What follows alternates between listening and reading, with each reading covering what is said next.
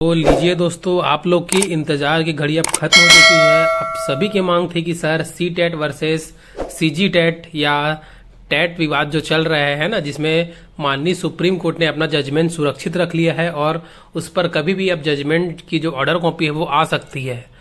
तो इसका यदि कुछ निगेटिव इफेक्ट आता है कि यदि सी टेट को किसी राज्य से बाहर कर दिया जाता है, मतलब पर्टिकुलर राज्यों से बाहर कर दिया जाता है, तो इसमें छत्तीसगढ़ पर क्या प्रभाव पड़ेगा, है ना। और क्या पुरानी भर्ती जो अभी 2023 की भर्ती बची हुई है, कंप्लीट नहीं हुई है, और जो आने वाली भर्ती है उस पर क्या प्रभाव पड़ेगा। तो हम लोग दोनों सिनेरियो को लेकर चलेंगे दोस्तों। तो वीडियो में अंत तक बने रहिएगा और यदि चैनल पर पहली बार आ रहे हैं चैनल को सब्सक्राइब कर दीजिए, क्योंकि किसी प्रकार का ऑथेंटिक अपडेट जो होता है सबसे पहले आपको इसी चैनल पर दिया जाएगा दोस्तों। चैनल को सब्सक्राइब कर लीजिए और बेल आइकन को प्रेस कर दीजिए दोस्तों, ताकि जो भी वैकेंसी आने वाला है या जो भी अपडेट हो सबसे पहले आपको इसी चैनल पर मिलेगा दोस्तों। तो चलिए शुरू करते हैं।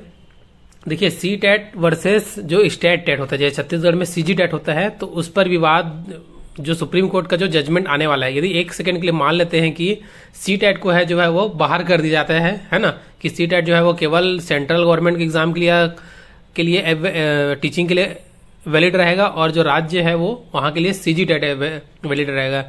तो देखिए दोस्तों, मुझे लगता है यदि इस पर जो जजमेंट आता है यदि निगेटिव आए या पॉजिटिव आए, छत्तीसगढ़ में उतना ज्यादा असर नहीं पड़ेगा। क्यों? क्योंकि छत्तीसगढ़ में पर्याप्त मात्रा में सीजी टेट मतलब हो चुका है। मतलब जब वैकेंसी आने वाला रहता है तब तक 6 से 7 बार अभी तक के सीजी टेट हो चुका है और मुझे लगता है कि मैक्सिमम लोग का सीजी टेट क्लियर होगा। कुछ हो सकते हैं जिनको सीजी टेट ना क्लियर होगा, केवल सी टेट होगा, तो उनके लिए थोड़ी मुश्किल हो सकती है। लेकिन देखते हैं, जजमेंट आएगा तो समझ में आएगा। तो देखते हैं हम लोग पुरानी भर्ती पर इसका क्या असर पड़ेगा। तो देखिए दोस्तों, जो भी फैसला आएगा वो नई भर्ती के लिए रहेगा, पुरानी भर्ती में इसका कोई भी प्रभाव नहीं पड़ेगा। यानी कि जो 2023 शिक्षक भर्ती आई हुई थी बस्तर संभाग और सरगुजा संभाग के लिए, जिसका अभी काउंसलिंग, क्योंकि जो वर्ग, देखिए जो टेट चाहिए रहता है हमको केवल वर्ग 3 और वर्ग 2 के लिए चाहिए रहता है, प्राइमरी और अपर प्राइमरी के लिए। तो उस दोनों में भी काउंसलिंग होना है। जैसे कि प्राइमरी के लिए बीएड को हटाकर केवल डीएलएड वालों की काउंसलिंग होनी है और अपर प्राइमरी जिसको वर्ग 2 बोलते हैं उसका भी कुछ सीट बची हुई है, तो उसके लिए भी काउंसलिंग होना है। तो 1 मिनट के लिए मान लेते हैं कि यदि जजमेंट आ जाता है माननीय सुप्रीम कोर्ट का, तब भी अभी तक छत्तीसगढ़ में इसका प्रभाव तुरंत नहीं दिखेगा। नई भर्ती में हो सकता है सरकार इस चीज को इम्प्लीमेंट करे। तो जो पुरानी भर्ती के लिए जो वेट कर रहे हैं, जो मांग पूछ रहे थे मेरे से कमेंट के माध्यम से, या कुछ लोग कॉल भी किए थे कि सर हमें बताइए कि सर क्या हो सकता है करके, तो बिल्कुल आप लोग निश्चिंत रहिए। जितने भी 2023 भर्ती के यदि आप लोग को काउंसलिंग कराना है, आपका डीवीसी होने वाला है या आपका सिलेक्शन होने वाला है, तो आप लोग बिल्कुल फ्री हैं। यदि आपका सीजी टेट क्लियर है तो, वो दोनों क्लियर हो तो ज्यादा बेटर है, लेकिन यदि आपके पास सीजी टेट है तो आप बिल्कुल निश्चिंत रहिए, इसमें कोई असर नहीं पड़ेगा। आपके पास सी टेट रहे या सीजी टेट रहे, कुछ भी रहे, कोई दिक्कत नहीं है, दोनों वैलिड रहेगा 2023 भर्ती के लिए। अब देखते हैं, यदि निगेटिव आता है तो आने वाली भर्तियों में हो सकता है सी टेट को बाहर कर दे, पर्टिकुलर राज्य वाइज जो सीजी टेट होता है छत्तीसगढ़ में वही वैलिड रहे। तब देखना होगा कि इसमें जजमेंट क्या आता है। जो भी जजमेंट आएगा आपको इस चैनल पर तुरंत बता दिया जाएगा, अपडेट दे दिया जाएगा। तो चैनल को बिल्कुल सब्सक्राइब कर लीजिए और वीडियो को अपने जितने भी दोस्तों के साथ जो भी बीएड डीएड या टीचिंग जॉब की तैयारी कर रहे हैं उन तक ये वीडियो को शेयर कीजिए दोस्तों। देखिए, ऐसा क्यों करूं, कुछ इससे मैं पहले वीडियो बनाया था दोस्तों कि एनआईओएस डीएलएड वाला। यदि आपने वो वीडियो नहीं देखा है तो एनआईओएस डीएलएड के लिए जो मैं वीडियो बनाया हूं कि छत्तीसगढ़ में वैलिड होगा या नहीं, तो वो वीडियो आप लोग यदि नहीं देखे, यदि आपने एनआईओएस किया या आपके कोई पहचान के जो एनआईओएस से डीएलएड वाले हैं और उनको शंका है कि वो वैलिड है कि नहीं, तो उसके लिए मैं समाधान के लिए वीडियो बनाया हूं, तो वो वीडियो देख लीजिएगा। तो कुछ साथी मुझे कह रहे थे कि सर एनआईओएस डीएलएड जो है वो 2023 भर्ती में वैलिड नहीं है और तो ऐसा नहीं है दोस्तों। देखिए, जजमेंट तो आया है, तो जो जजमेंट आता है वो आगे आने वाली वैकेंसियों के लिए रहता है, ना कि ऑन गोइंग वैकेंसी के लिए। अब कुछ मुझे साथी बोल रहे थे कि सर बीएड डीएड में फिर क्यों तुरंत इंप्लीमेंट हो गया। तो देखिए, छत्तीसगढ़ में क्या है, पहले से केस लगा हुआ था जजमेंट आने से पहले का।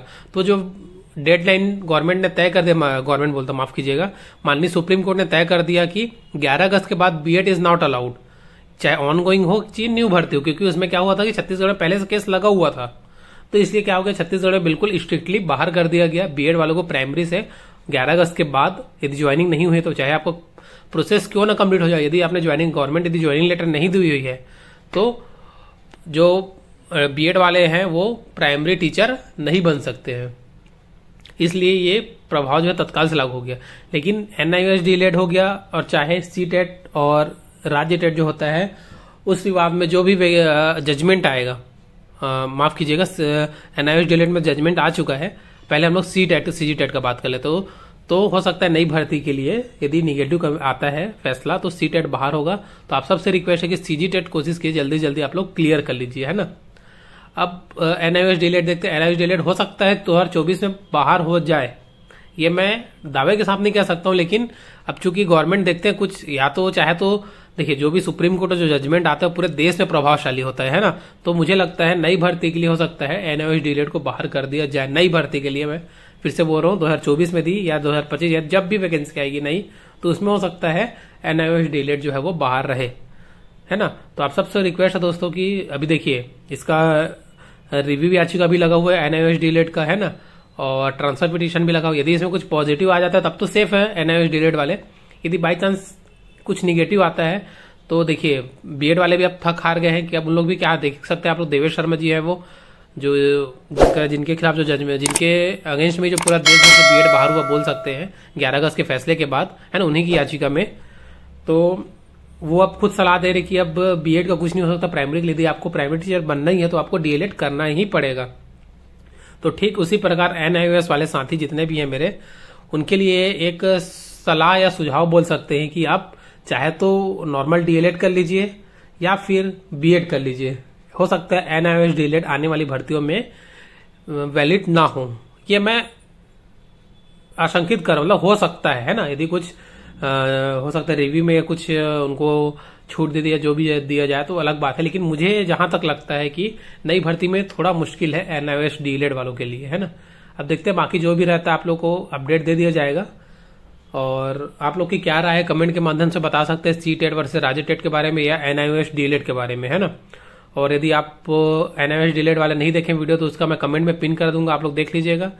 और केवल डीएलएड का जो कट ऑफ कितना होगा उसके लिए भी मैं वीडियो बनाया हूं, वो भी आप लोग देख सकते हैं, है ना। उसका भी मैं कमेंट में पिन कर दूंगा।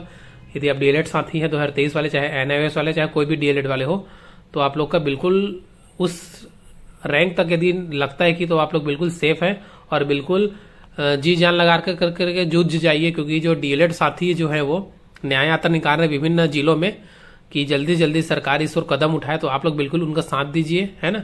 यदि नहीं जुड़े हैं तो बिल्कुल जुड़िए, बहुत सारे माध्यम से आप जुड़ सकते हैं उनसे। और फिर कोई भी अपडेट के लिए आप चैनल को सब्सक्राइब कर लीजिए दोस्तों। मिलते हैं फिर अगले वीडियो में, तब तक के लिए धन्यवाद। आपका दिन शुभ हो।